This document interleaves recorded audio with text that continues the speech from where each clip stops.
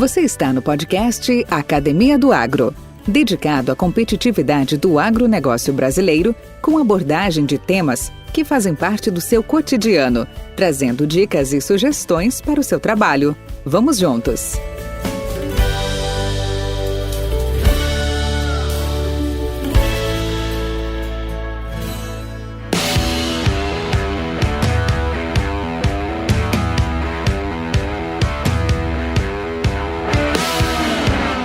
Ter sementes fortes e grãos saudáveis é a nobre missão do processamento industrial de uma sementeira. Compreender o valor e importância desses processamentos, bem como os desafios por trás dessas cadeias de processos abrangentes na sua produção agrícola, é o que garante e preserva sua qualidade genética, fisiológica, sanitária e física.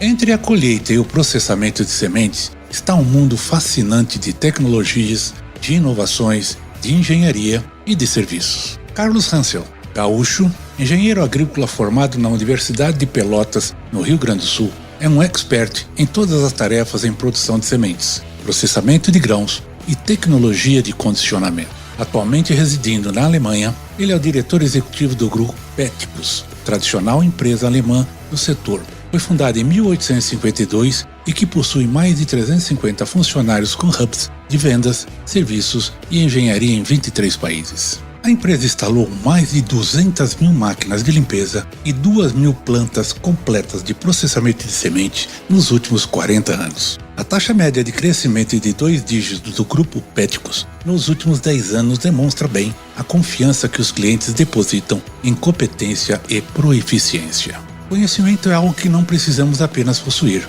é algo que precisamos sim usar e compartilhar. Vamos juntos. Podcast Academia do Agro. Olá, Carlos Hansel, tudo bom? Tudo tranquilo, Valdir. Graças a Deus, estamos bem. Que beleza. Aí estamos se revendo aí após alguns anos aí distantes, né? Apesar de se interagindo aí via grupos de WhatsApp, mas... Meu amigo, bem-vindo ao podcast Academia do Agro. Uma grande satisfação contar com você aqui. Sei que você já tem curtido e ser uma das audiências do nosso podcast. E, para mim, é uma honra muito grande tê-lo aqui, uma satisfação, e tenho certeza que os colegas irão gostar muito, para a gente conversar um pouco da sua vida, da sua trajetória, falar um pouco de você, dessa sua experiência. Hoje você está aí na Alemanha, na cidade de... Repete para mim, por favor, Carlos. Eu estou morando em Eisenach. Eisenach. Então, vai contar um pouco daquilo que eu chamo de bastidores, né? De uma UBS, bastidores de uma empresa, indústria de produção de sementes, com aquelas máquinas que eu chamo de máquinas maravilhosas, né? Sofrendo muitas inovações. Então, para contar um pouco disso, dessa sua vivência, dessa sua trajetória, aí um pouco desse segmento para muitos desconhecido, né? O pessoal conhece o produto final, conhece a embalagem, né? Mas não sabe o que tem por trás daquilo, todos os esforços, todas as tecnologias, todo o conhecimento, todo o desenvolvimento, né? Que a gente oferece para se obter uma semente de qualidade, uma semente de resultados, né? De performance. Então, Carlos, bem-vindo. E para começar, já dando o kick-off, e aí, onde tudo começou, meu amigo? Conta um pouquinho de você. Como é que você chegou? Saiu do Brasil e foi para a nossa querida Alemanha? A história é longa, Valdir. Bom, em primeiro lugar, gostaria de agradecer. Então, tá bom. Em primeiro lugar, gostaria de agradecer a oportunidade. Acho que eu fico muito grato de poder compartilhar um pouco da minha experiência, da minha trajetória. São 25 anos aí atuando no mercado, né, de sementes.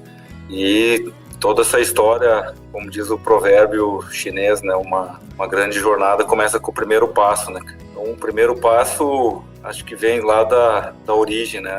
Meus avós tinham uma propriedade rural no interior ali de Santa Cruz, onde foi, acho que, o berço para criar o gosto aí pela agricultura, né? Então, passávamos as férias de verão junto com os avós, né? Aprendendo um pouco aí da vida difícil, porque a gente sabe que não é fácil, né?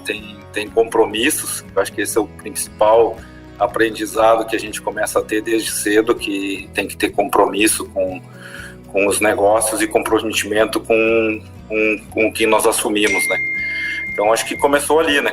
Depois fiz a opção de fazer engenharia agrícola na Universidade Federal de Pelotas. Me formei em fevereiro de 95 e durante o período de faculdade fiz muitas atividades extracurriculares, estágios, também atividades pela universidade que seriam trabalhos voluntários. Nós, na época, ativamos o escritório de engenharia da Universidade Federal de Pelotas e prestamos serviços voluntários para pessoas de baixa renda ou carentes que precisavam de algum tipo de serviço, né? Então, me recordo, um trabalho foi um levantamento altimétrico para a construção de uma barragem, que no fim não pôde ser executada porque era próximo ao Taim. Não fizemos todo o levantamento altimétrico.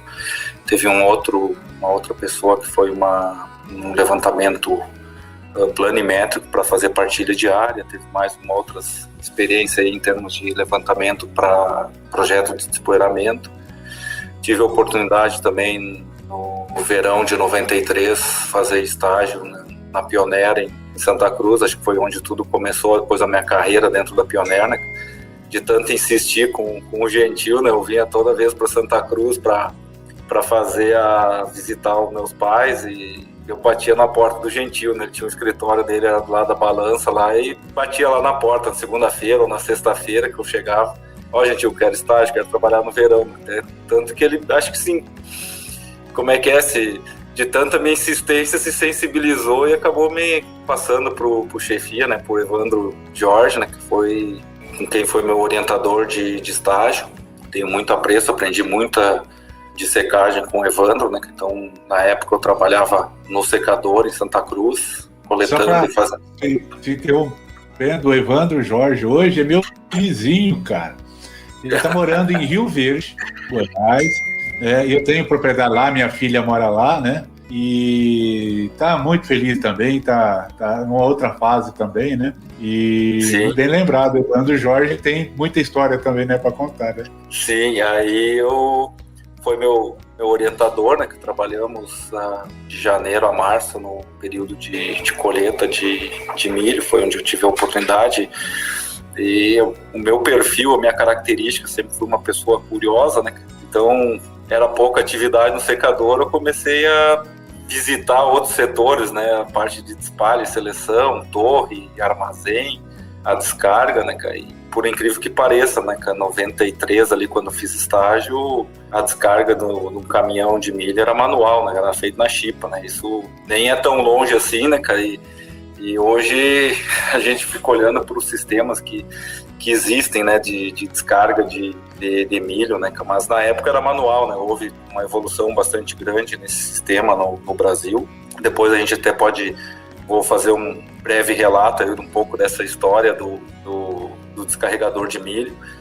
Aí no ano seguinte eu tive uma outra oportunidade de fazer estágio na Universal Leaf, na produção de sementes, onde aprendi processos ali de polinização do fumo, processo de colheita da semente de fumo e também beneficiamento de semente de fumo, né, que também é um processo bastante peculiar devido ao tamanho da semente, né, mas trouxe bastante aprendizado. Depois eu fiz um outro estágio na Supra-Arroz durante um período de greve da universidade, em 94. E aí eu trabalhei 3 meses no grupo Josapar no beneficiamento de arroz, né. Então foi um trabalho muito interessante, né? E então essas foram assim as minhas atividades extracurriculares na faculdade, né, durante o período de universidade.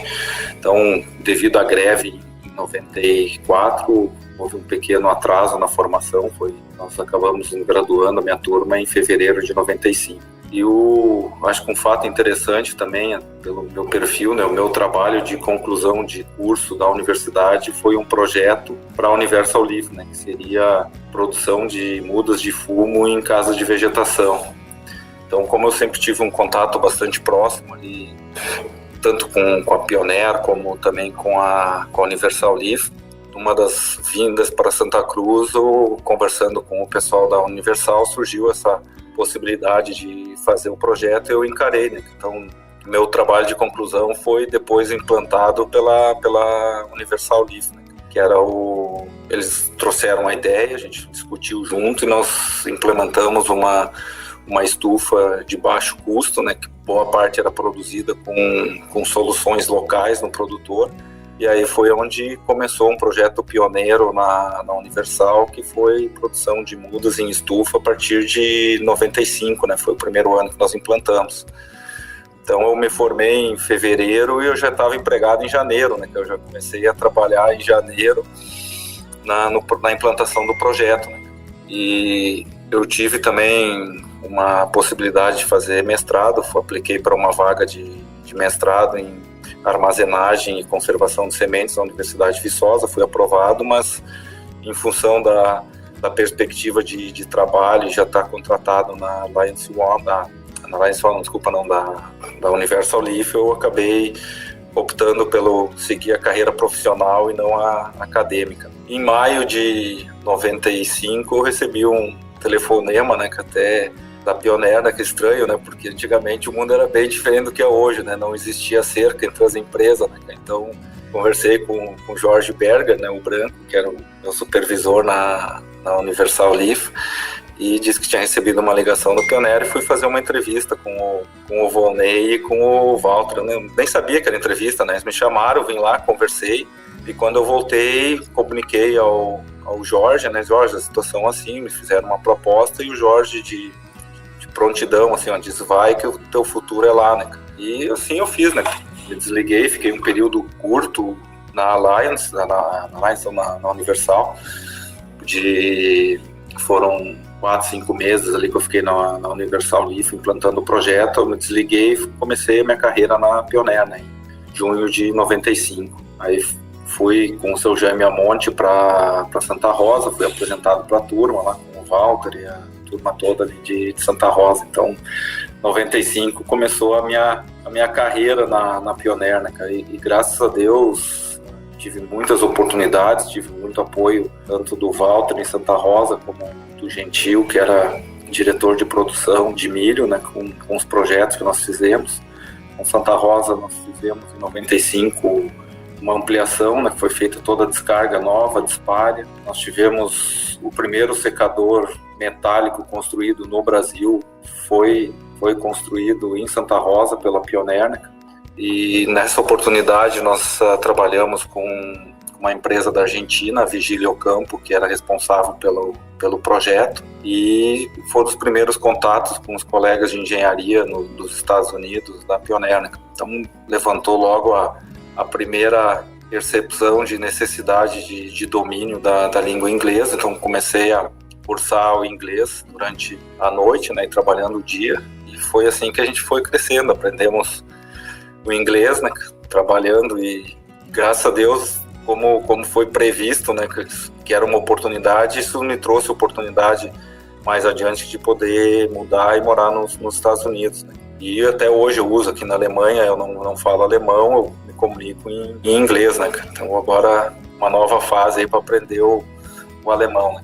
Mas enfim, então dentro da Pioneer, eu posso dizer assim que foi uma escola para mim, não só para mim, mas com meus colegas, né? O período que a gente teve na Pioneer aí de 95 até 2014 foram anos de muitas obras, muitas construções, expansões, não só na área de estrutura física, mas também na área comercial. Todas as áreas, a empresa cresceu muito, né? Se a gente for olhar os relatos, né, eu não vou me lembrar de todas, mas nós fizemos obras praticamente todos os anos na Pioneer, né? 95 começou em Santa Rosa, depois 96 foi feito secador em Santa Cruz, 99 acho que foi o único ano que nós não tivemos obra, né? 98 nós tivemos obra em Santa Rosa de novo, e assim foi indo. 2000 foi para Itumbiara, fizemos expansão de Itumbiara, 2001 foi semente matriz em Itumbiara, 2003 enquanto o Volney tocava a obra de primeiro UBS de soja em Planaltina, eu fiz 2 obras de expansão em Itumbiara e Santa Rosa, que foram 2 secadores. Em 2004 eu mudei para Formosa para tocar a obra de Formosa. Fiquei em Formosa até final de 2007, né? Janeiro de 2008 eu mudei para os Estados Unidos. Passei quase 4 anos nos Estados Unidos, em Johnston, onde eu fiquei encarregado para conduzir projetos para América Latina. Então, nesse período aí de 2008 até 2011, agosto de 2011, além das obras e projetos de expansão que a gente teve no Brasil, pela Pioneer, eu também gerenciei obras no México, na Argentina, no Chile, pela Pioneer, né? Por incrível que pareça, como eu te comentei, né, Franzini, em 2008 e 2009 a gente já, de alguma forma, né, com menos recursos, já se trabalhava de forma remota, né? Hoje a gente está vendo muitas pessoas aí em 2020 tendo dificuldade de trabalhar em forma remota devido ao Covid, mas os resultados, é possível de se atingir os resultados mesmo de forma remota, né? Tem trabalhos que não tem como, né? São obrigados a ser físicos, né? Presenciais, mas muita parte de engenharia, conhecimento intelectual, isso aí a gente pode transferir remotamente sem dificuldade alguma, né? Só ter o desejo, o querer que se consegue fazer, né? Então é uma coisa assim, até um pouco de contraponto, né, do que a gente vive hoje com a questão da pandemia, né? Para mim isso está dentro da minha rotina, né? Então, seguindo até nas questões de obra, né, que nós tivemos obra aí depois de 2010, Catalão, 2012, mais obras de expansão em Formosa. Enfim, eu, vamos dizer, passei o período de bons de obra e de investimento e crescimento que a Pioneer teve no Brasil, né? Uma história muito linda e bonita de ser compartilhada. Em 2014, eu recebi um convite do presidente da empresa para fazer a implantação da Petcos, né? Na empresa que eu atuo hoje, atualmente, para fazer a implantação da Petcos para a América Latina, né? E nós, como o berço, vamos dizer assim, da semente na América Latina e na América, está muito focado aos Estados Unidos. Então, eu não conhecia Petcos, né, sendo bem sincero, nunca tinha ouvido falar, né? Então, comecei a procurar um pouco mais sobre a Petcos a partir do primeiro contato do Mark Scholz, que é o presidente da empresa. E aí acabei tomando a decisão, né, de fazer o desligamento da Pioneer e começar uma nova carreira, um desafio muito grande, né, mas encaramos esse desafio e graças a Deus hoje nós estamos colhendo o resultado, né, que a gente plantou lá em 2014. Mas realmente não foi fácil, né, foram 4 anos batendo no mercado, de porta em porta, clientes, possíveis clientes. E em 2018 nós realizamos a primeira venda no Brasil, um equipamento da Petcos. Foi um equipamento para fazer encrustamento e peletização de semente de braquiária. Aí já surgiu mais vendas de mesa densimétrica e assim foi indo todos os anos assim subsequentes. Nós estamos tendo volumes de vendas significativos que estão nos sustentando no Brasil e na América Latina.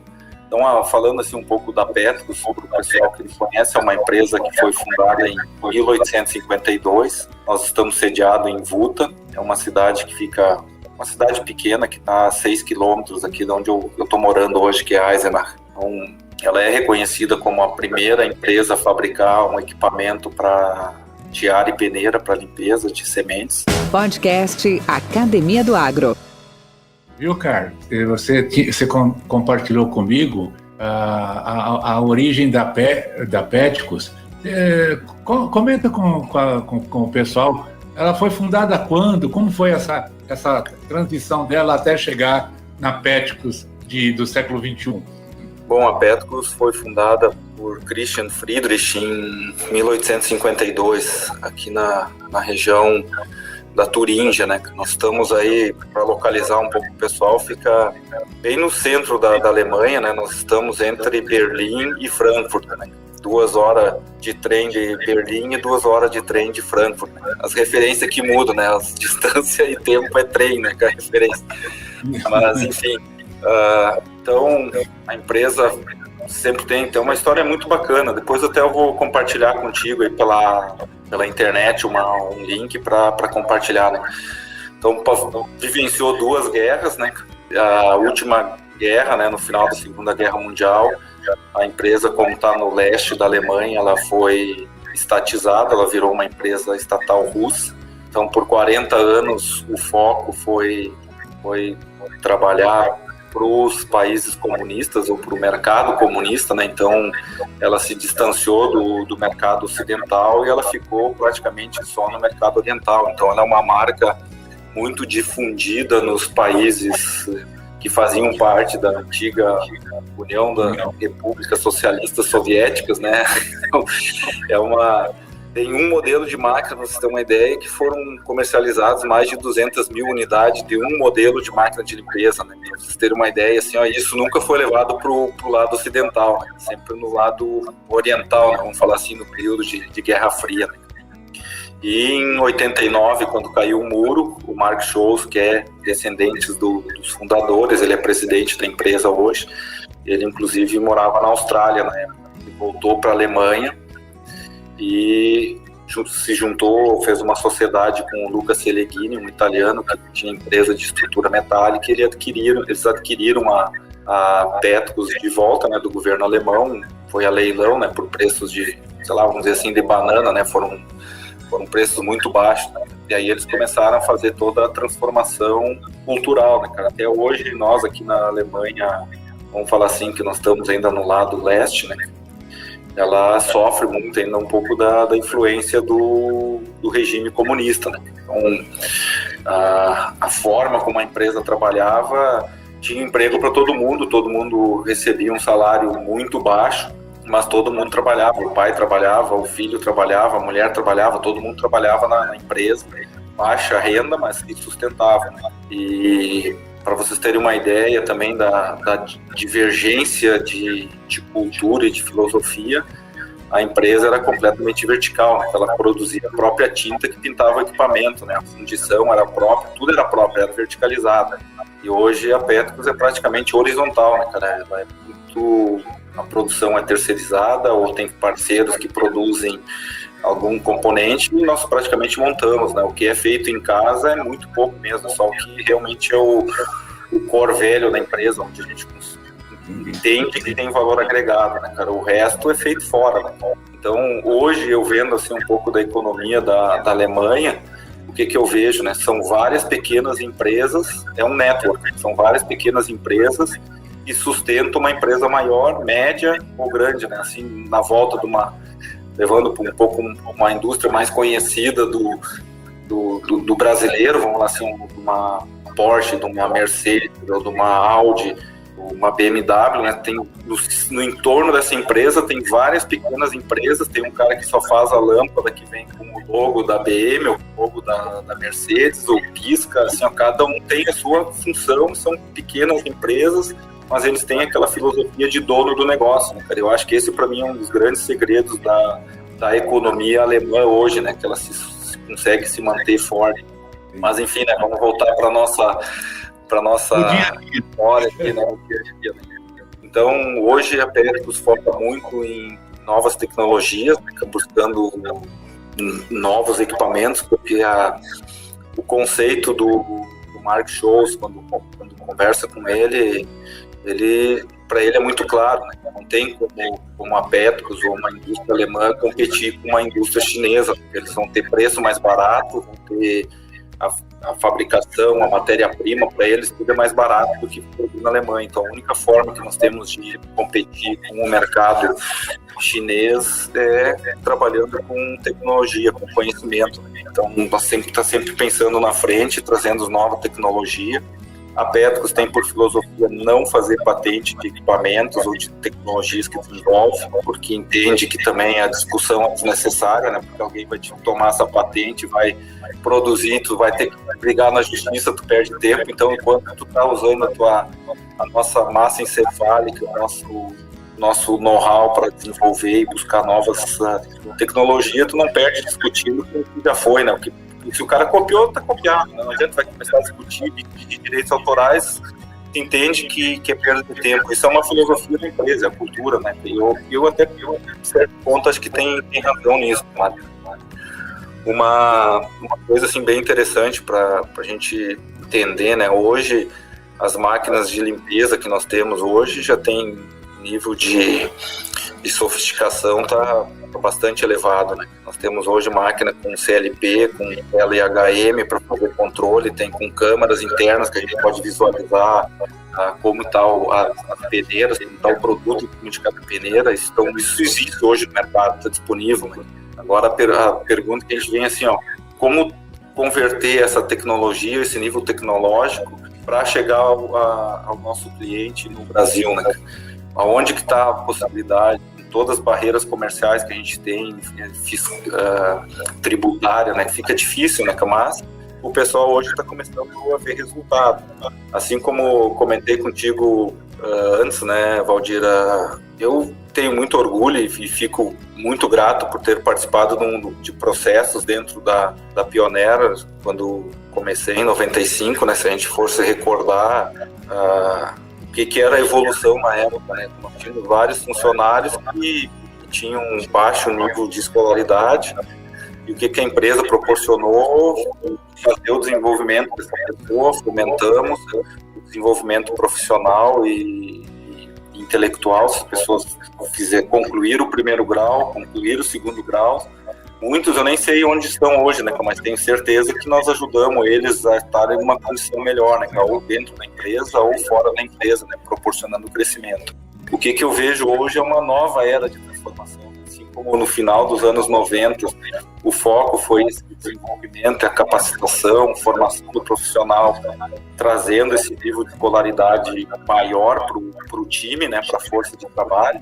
Eu vejo hoje a questão da tecnologia, né? Cada vez tem mais software integrado.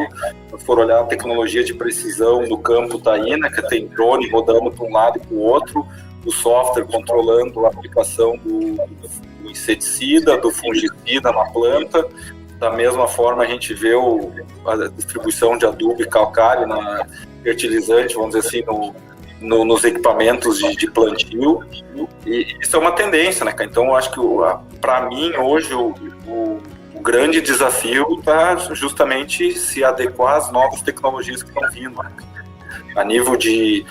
Tem uma tecnologia que nós estamos trabalhando, para vocês terem uma ideia, que é a identificação do tipo de inseto que tem dentro de um silo pelo ruído que se tem dentro do silo, né? Então nós já estamos trabalhando pelo ruído, tem sensores que medem a vibração de ruído, assim como cada um de nós tem uma frequência de voz, né? O inseto, quando come o grão de milho ou a soja, ele também emite um ruído, né? E com essa identificação, o que nós estamos buscando é identificar qual o inseto que está dentro do silo e qual o tratamento mais adequado e específico para tratar aquele tipo de inseto. Então, são tecnologias que vai chegar, né, cara? Ou depois, isso é uma tendência, né? O mercado europeu hoje, cada vez que é menos herbicida, que é menos inseticida, que é menos fungicida, e estão preocupados com a abelha, estão preocupados com tudo que é coisa e querem reduzir o consumo de químicos, né?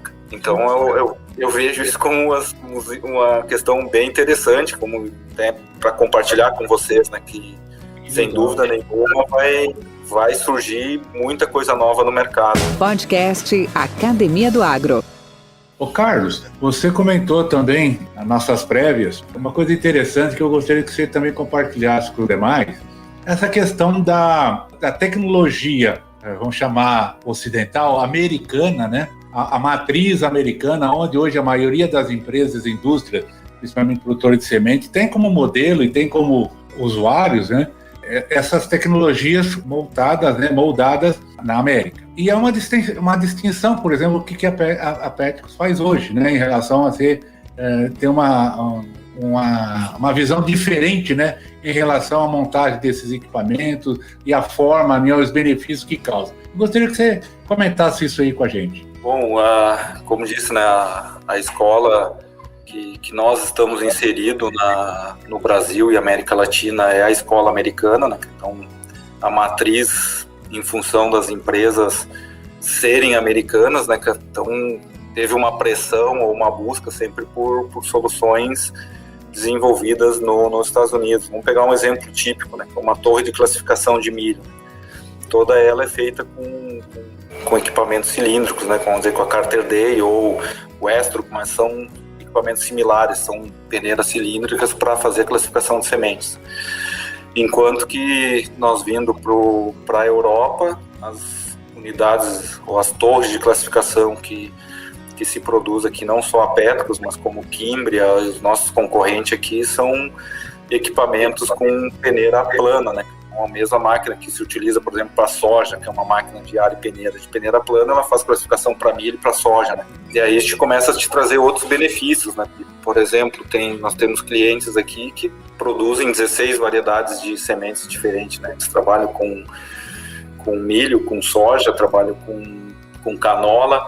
Na mesma planta eles fazem ervilha, na mesma planta eles tem um deoner também, eles já vão fazer a parte aí de usando os cereais, né? Fazem trigo, fazem aveia, então tu fica com uma planta flex, né? Enquanto que uma planta modelo que nós temos aí, como a Pioneer utiliza, ou Monsanto, qualquer outra empresa aí a gente está habituado no Brasil, usa o modelo americano com classificadora cilíndrica, é uma torre de milho, ela é de milho, não faz outra coisa a não ser milho, né? E aqui já se tem a opção de trabalharem com as torres horizontal, né? Os equipamentos aí já ficam, ao invés de ter uma torre vertical com 4, 5 níveis de altura, 20, 25 metros de altura, um prédio passa a ser um prédio com 10 metros de altura e os equipamentos disponibilizados na forma horizontal, né? No meu entendimento, facilita muito a questão operacional, né? Porque a pessoa, dentro de um armazém caminhando, tu enxerga toda a planta, né? Em um prédio vertical, ou tu só enxerga o que está no andar, né? Então tem várias vantagens em alguns pontos, tem algumas desvantagens em outros, mas na minha análise hoje eu vejo como muito mais favorável uma torre de classificação horizontal com peneira plana do que com uma torre vertical com peneira rotativa. Você tem visto clientes potenciais aqui no Brasil, usando o Brasil como ponto de referência, com aderência a esse tipo de tecnologia, esse tipo de procedimento, por exemplo, com peneiras horizontais? Você está tendo uma boa aceitabilidade disso? Tem alguma boa aderência nesse sentido? Nós fechamos agora, 2 anos atrás, em 19, nós fechamos uma linha de classificação de semente de milho com peneira plana, né? Com a KWS, foi a primeira que a gente tem fazendo semente de milho. E com semente de soja nós fechamos agora 4 unidades de classificação, com os equipamentos também trazendo uma característica diferente do que o mercado nacional está habituado. Nós temos hoje um equipamento, o nome até da máquina seria S36, né, que são 36 metros quadrados de peneira. Essa é a maior máquina, eu acho assim, eu não tenho bem certeza, mas quase com certeza posso te dizer que é a maior máquina do mercado, né? Ela tem 3 caixas de peneira, são 36 metros de peneira, então a caixa superior em cima nós trabalhamos para fazer o scalp, né? Então vamos pegar na soja, ela corta o 7,5 ou o 7,25, que no caso tira a parte maior, né, o que ficou retido. Na caixa intermediária ela tem 4 níveis de peneira que faz o sifting para tirar a peneira pequena, e na 6 peneira inferior ela já faz a padronização. Então é uma máquina 2 em 1, né? Uma passada só ela está trabalhando, fazendo pós-limpeza e padronização, né? Isso aí trabalhando com fluxo de 15 a 20 toneladas hora, né? Então são tecnologias que nós trouxemos para o mercado. Hoje nós temos a Bom Futuro, foi um cliente que adquiriu esse equipamento. Nós vendemos mais um para Semente Morinaga, na Bahia, e agora em janeiro nós fechamos mais 2 linhas com a Semente Girassol em Rondonópolis. Do Gilberto Gellner. Isso aí. Conheço, lá da região. Cara, que coisa interessante, né? Você vê que a evolução desse segmento, né? Alguns dos aspectos tão relevantes. E, Carlos, um paralelo, se você puder compartilhar com a gente, o que na indústria sementeira você viu que houve de evolução nesses últimos 3, 4 décadas de produção? O que realmente saltou os olhos? Lógico, conectividade, a questão hoje das tecnologias implantadas, a questão hoje da informação, né, on-board, né, hoje tudo é monitorado, a tecnologia está muito presente, mas em relação ao que se fazia há 3, 4 anos atrás, décadas atrás, para hoje, quais foram os pontos mais relevantes que você acha que evoluiu em termos de tecnologia na produção de sementes? Eu acho que um dos itens que evoluiu muito foi o tratamento de sementes, né? Então, se nós falarmos assim, antes dos anos 2000, vamos falar assim, para traçar um paralelo, né? Todos os tratadores de semente eram tratador de fluxo contínuo, tamborzinho lá tratando semente, né? A partir disso já se começou a trazer tratadores de batelada, né? Ter mais precisão de dosagem, mais precisão na aplicação, melhor qualidade de aplicação, enfim, vem toda uma tecnologia. Aonde isso foi aplicado? Primeiro, isso começou no milho, que tinha valor agregado mais alto, né? Mas hoje soja se trata com tratadores de batelada também, né? Então, para mim, um dos grandes marcos divisórios assim, foi o tratador. Hoje, a Petrus tem o único equipamento no mercado mundial que eu tenho conhecimento, que ela já faz a aplicação e seca no mesmo ciclo, né? Que é o multicoulter da Petrus, né? Então, ele aplica o inseticida e o fungicida, o tratamento na semente, e depois ele já tem o processo de secagem, né? Pode ser, inclusive, com ar ambiente ou ar aquecido. Então, isso são tecnologias que existem. A outra questão que também eu vejo que mudou muito foi a questão da inclusão das selecionadoras por imagem. Tem uma discussão muito grande, pontos de vistas diferentes, né, da onde colocar as selecionadoras, né? Coloca ela no início do processo ou no final do processo de classificação. Aí eu vejo que existe duas correntes, né, e não posso dizer que uma está certa e a outra está errada. As duas estão certas, são focos diferentes, né? Então, quando se procura colocar uma color sorter logo no início, logo após a máquina de limpeza fina, antes de iniciar todo o processo de classificação, tem um foco para tirar um determinado tipo de impureza. Quando se vai para o final da linha, lá no final do processo, antes do ensaque, o foco de eliminação, de rejeito de impureza já seria um pouco diferente.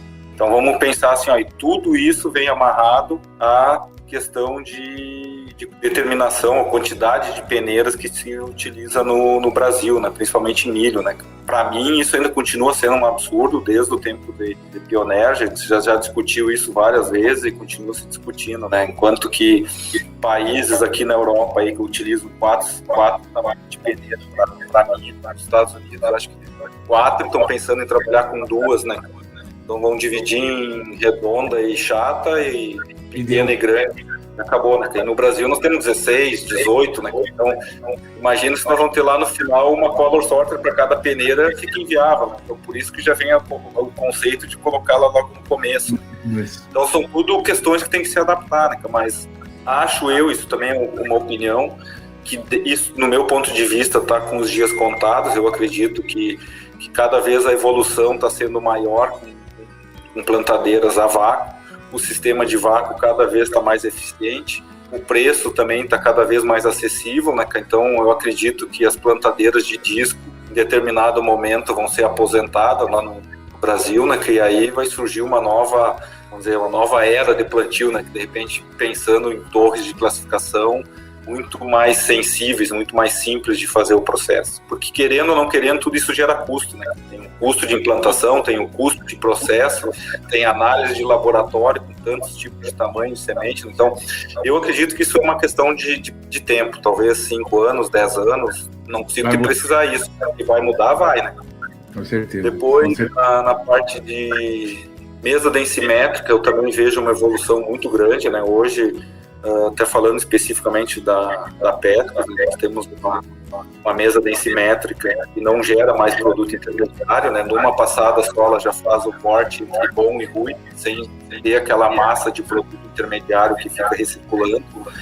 E nós temos resultados muito bons com esse equipamento, né?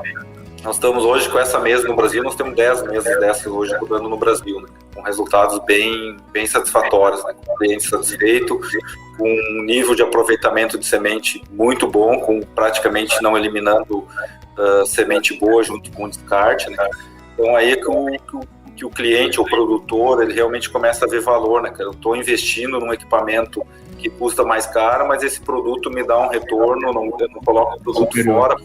É dinheiro, né, cara? Quem quer botar dinheiro fora? Quando tu olha uma mesa densimétrica fabricada no Brasil, como tu comentou antes, né, Franzi?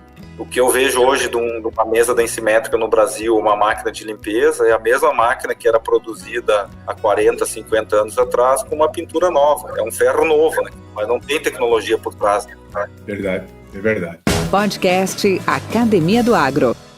Carlos, não poderia deixar de perguntar. Cara, como é que está a cara do Brasil, a fama do Brasil? Como é que está a moral do Brasil aí na Alemanha? Eu ia dizer na Europa, mas vamos centralizar aí na Alemanha. Nós estamos de boa com os gringos aí ou nós somos ainda o patinho feio da história, os devastadores de floresta, os bicho-papão aí do agronegócio? O que você me diz? Qual que é o sentimento? Qual que é o seu feeling? Essa pergunta aí é cruel, né? Mas eu vou ser bem sincero, como sempre fui, né, cara? A imagem do Brasil não é boa, continua ruim, e isso é opinião minha, né? Muito do problema vem do próprio brasileiro que vende essa imagem para fora.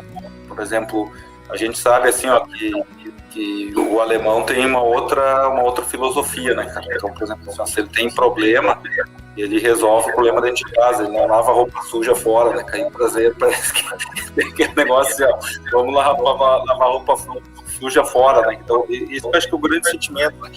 O brasileiro fala mal do Brasil sem conhecimento de causa, acho que esse é o grande problema.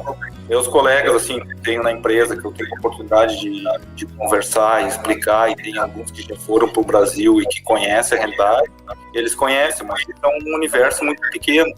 O que vem para a mídia, o que as pessoas falam aqui é muito maior do que a influência que a gente tem num grupo pequeno, né? Então, quem conhece o Brasil sabe que não é a realidade, o que está sendo falado. Mas quem não conhece, assim como brasileiro, que não conhece o agronegócio brasileiro e o que tem sido feito no agronegócio brasileiro, e falam pelos cotovelos, né? Então, o grande problema é a língua, né? A pessoa fala o que não deve. Essa é a minha opinião, né? Não, o sentimento que a gente tem aqui é esse mesmo, né? A gente, de repente, é lógico, não vamos misturar ideologia, que também é outro fator que põe em risco muita coisa aí, né? Mas a gente poderia usar 4, 5 vezes mais a orelha e metade da boca, né? Isso ajudaria muito, né? Na nossa imagem, no nosso conceito aí fora. Carlão, cara, que bom falar contigo. Você sabe que a gente poderia ficar aqui mais algumas horas batendo papo. Eu mesmo tenho muitas curiosidades para te perguntar. Mas eu vou deixar o convite aberto aqui para ti, para tu retornar em breve, principalmente se estiver fazendo um passeio aqui na casa da família, ou retornando aqui no Brasil, que então passamos mais uma live dessa aqui, para a gente detalhar um pouco mais esse assunto de equipamentos, essa questão de eficiência de estruturas produtivas. Eu acho muito, muito interessante, muito relevante para muitos dos nossos ouvintes, tá bom? Deixo contigo uma mensagem final aí e o convite feito também para retornar ao podcast. Primeiro, como eu já falei no começo, né, gostaria de agradecer a oportunidade de estar contigo aqui, né, Valdir, participando do podcast. Eu acho que tem muito mais coisa, de repente, para compartilhar, se a gente for entrar, de repente, em itens mais específicos aí, de seleções por imagem, de secador mesmo de milho. Hoje a tecnologia que nós temos desenvolvida aqui, inclusive para usar secador estático de milho para secagem de produto a granel. E acho que a grande mensagem que eu gostaria de deixar para o grupo e para as pessoas, baseado na experiência que eu tive, é tipo assim, ó, de encarar os desafios, de ter essa coragem de lutar, de conquistar. As próprias mudanças que eu tive, né, todo dentro da minha vida, né, na história dentro da Pioneer e agora fora também, de ter saído da Pioneer, começado com a Petros no Brasil. Hoje estou aqui na Alemanha, estou aprendendo muito sobre outras culturas, outras aplicações de produto, né, porque dentro do meu histórico, dentro da minha carreira na Pioneer, trabalhei basicamente com milho e soja, né? E hoje, dentro da Petros, é tudo que é cultura que possa imaginar, né? Que hoje nós temos equipamentos aí desde para beneficiamento de hortaliças, pelletização de hortaliças e flores. Nós entramos aí para equipar grandes culturas, como a gente conhece no Brasil, né? Que entra para a linha de arroz na Ásia. Então, assim, ó, eu estou aprendendo muito, né? E nunca é tarde para aprender, né? A gente tem que ter a coragem, como eu disse logo no começo, dar o primeiro passo. A jornada é longa, nós temos que ser persistentes e correr atrás dos nossos sonhos, dos nossos objetivos, né? Acho que essa é a mensagem que eu queria deixar para o grupo e agradecer mais uma vez a oportunidade e, como disse, o meu sentimento é de gratidão por tudo que eu passei, pelos amigos que eu adquiri e conquistei nessa jornada dentro da Pioneer, fora da Pioneer, prestadores de serviço, com empresas de engenharia que trabalharam conosco, de tecnologia, e também esses novos amigos e clientes agora que eu estou conquistando aí com a Petro. Agradeço a todos. Seria isso aí. Muito obrigado.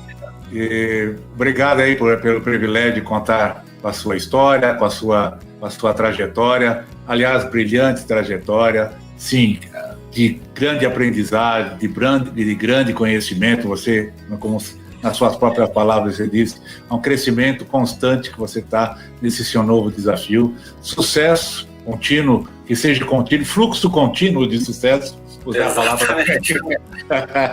Tá? E, cara, muito obrigado por nos dar a oportunidade de ouvi-lo e esperamos tê-lo aqui novamente em breve. Grande abraço. Obrigado, Valdir. Abraço. Mentes brilhantes incentivam outras. Crônicas do Agro, com seus especialistas e líderes comentando, opinando e analisando diversos assuntos através da sua ótica e de sua experiência. Seja você o fator multiplicador. Boas práticas, boas ideias.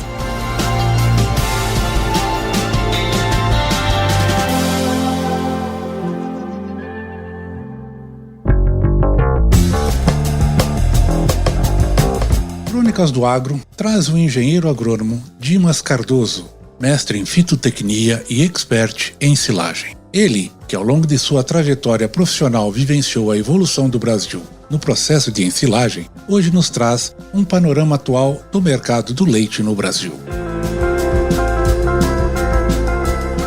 Olá pessoal, eu gostaria de conversar um pouquinho sobre a questão dos desafios do produtor rural, principalmente produtor de leite. Nós sabemos que o grande desafio do produtor tem sido lidar com os custos, porque nós sabemos que os custos têm aumentado bastante e isso tem desafiado o produtor de leite a todo tempo, porque nós verificamos que, apesar do preço do leite ter aumentado bastante no último ano, comparando um ano, os custos subiram assustadoramente e a margem do produtor ficou cada vez mais curta.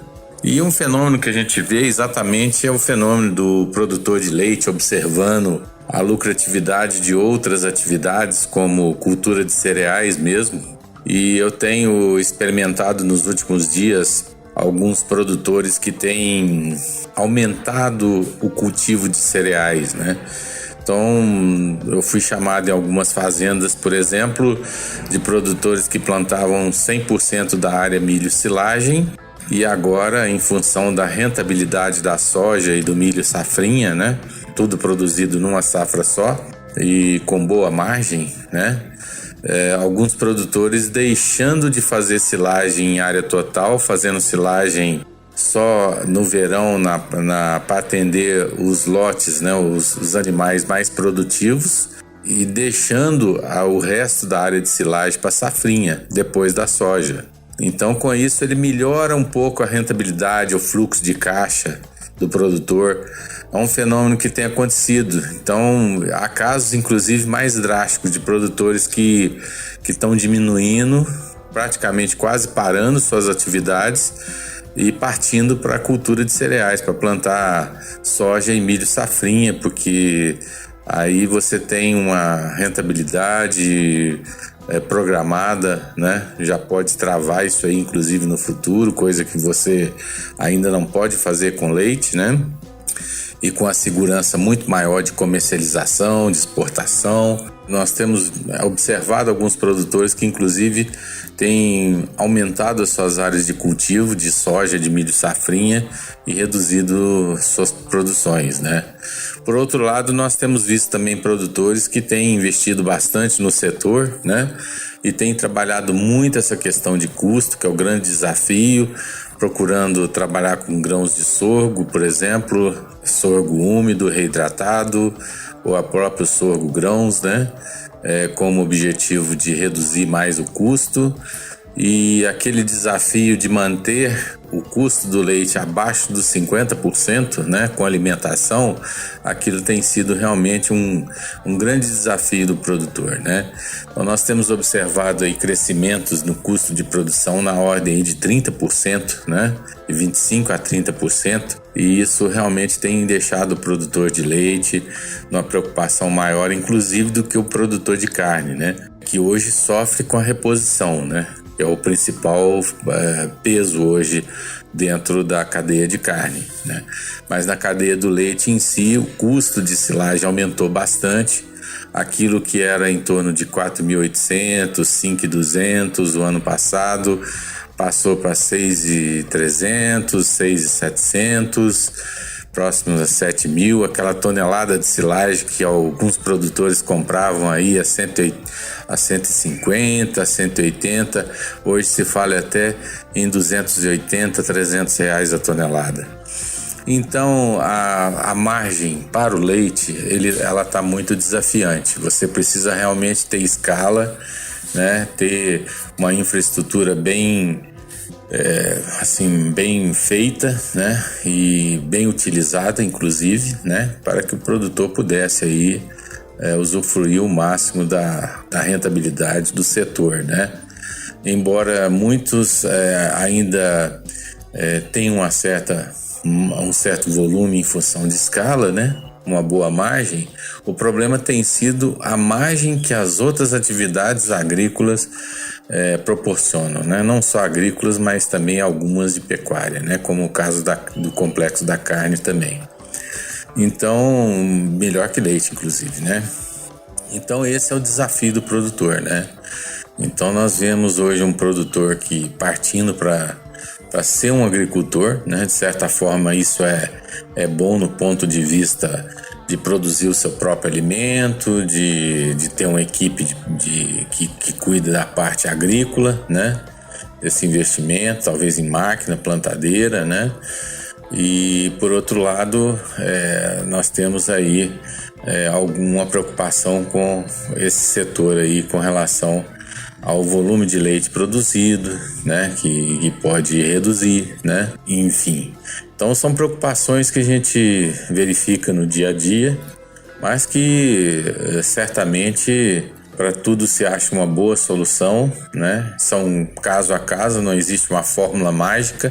A gente tem que entrar dentro da fazenda e fazer uma imersão, entender a estrutura, a tecnologia, a disponibilidade de financeira, a situação financeira, socioeconômica daquele produtor, para que a gente possa ter uma solução que mais seja adequada para o perfil daquele produtor. Mas esse é o desafio, né? É o desafio aí que continua. Muitos produtores, inclusive os grandes, continuam investindo muito, né, em volume, em qualidade. Nós vemos também segmentos diferentes, né, como o caso do leite A2, né. Então isso é muito interessante acompanhar esse mercado, porque afinal de contas alguns produtores reduzem a produção, mas não é o que a gente vê no final, né. A gente ainda enxerga o Brasil como um grande produtor de leite, né, e o volume produzido não modifica muito, né.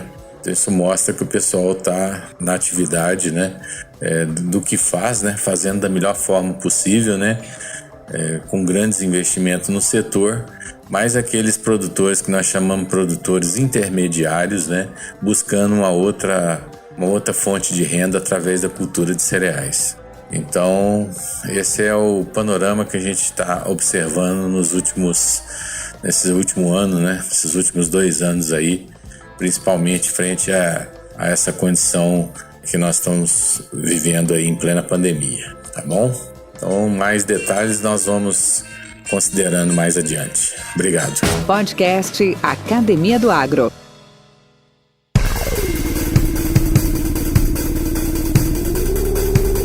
A realização dos episódios do podcast Academia do Agro tem como responsáveis este que vos fala, Valdir Franzini, atuando como produtor e apresentador, a Rosane como revisora de cada um dos clipes e os líderes de agroempreendedores como nossos entrevistados. lógico, grande sucesso vem de vocês que nos ouvem e nos motivam a fazer cada vez mais e melhor.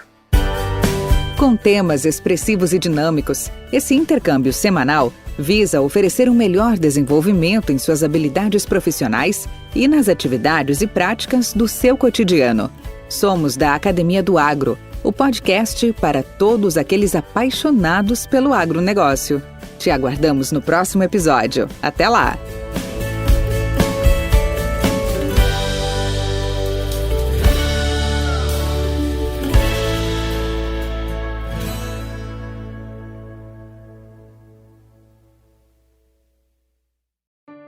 Did you miss your deadline to renew your Medicaid coverage? You can still send your completed annual review form to Healthy Connections Medicaid. You may be assigned to another health plan, but you can ask to come back to First Choice within 60 days of renewed Medicaid eligibility. It's your family. It's your choice. First Choice is the right choice. Renew and choose us. Visit selecthealthofsc.com/renew to learn more.